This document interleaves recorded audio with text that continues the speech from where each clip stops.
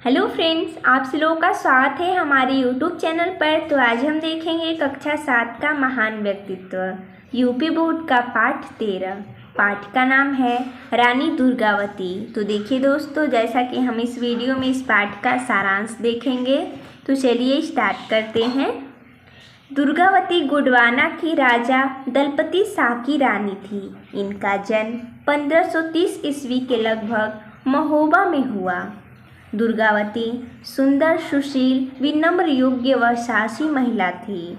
यानी कि दुर्गावती जो कि राजा दलपति शाह की पत्नी थी। इनका जन्म 1530 ईस्वी के लगभग में हुआ था। ये सुंदर और सुशील महिला थी। पढ़ाई के साथ साथ इन्होंने घुड़सवारी, तलवार चलाना, पिता के साथ शिकार खेलना आदि सीख लिया था। विवाह योग्य होने पर दलपति शाह ने इनके पिता को युद्ध में हराकर इनसे विवाह कर लिया। यानी कि युद्ध के समय दलपति शाह ने उनके पिता को हराया था। किनके पिता को?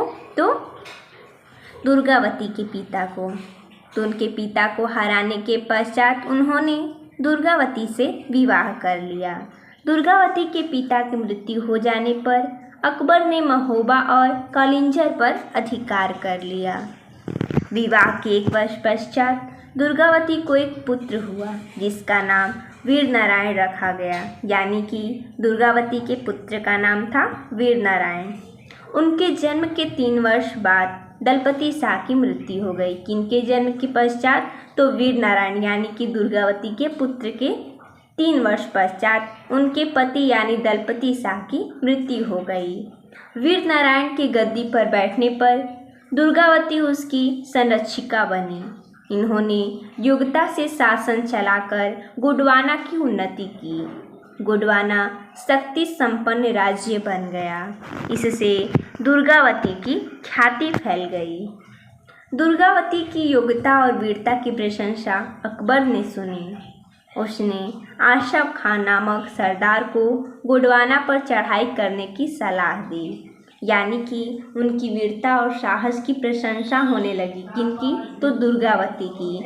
तो ये बातें ना अकबर ने सुनी, उनकी प्रशंसा लोगों ने की और लोगों के द्वारा अकबर ने उनकी प्रशंसा को सुना और आशफ खां को, जो कि एक सरदार थे, उन्हें गोंडवाना पर चढ़ाई करने की सलाह दी।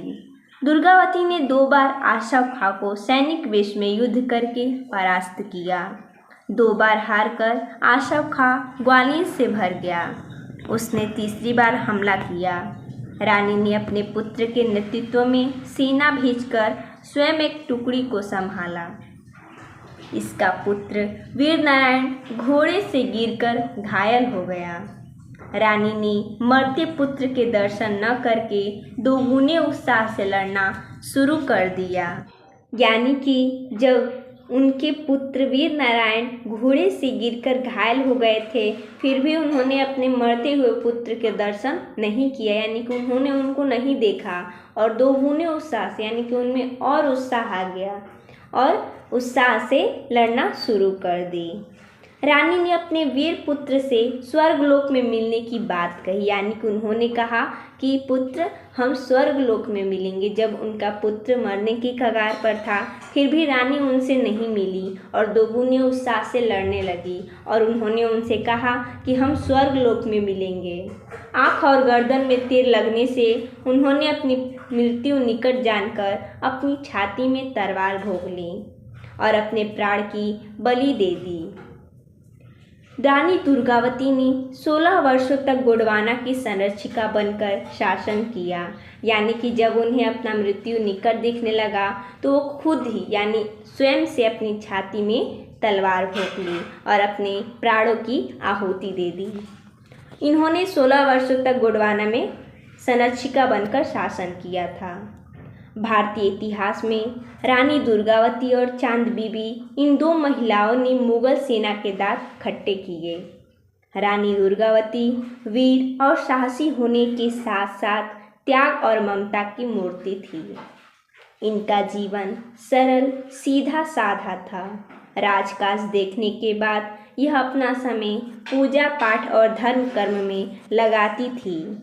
इनकी वीरता और बलिदान की यह घटना अमर रहेगी। तो देखिए दोस्तों, जैसा कि हमने इस पाठ का सारांश देखा, तो मिलते हैं स्टूडेंट, तब तक के लिए धन्यवाद दोस्तों।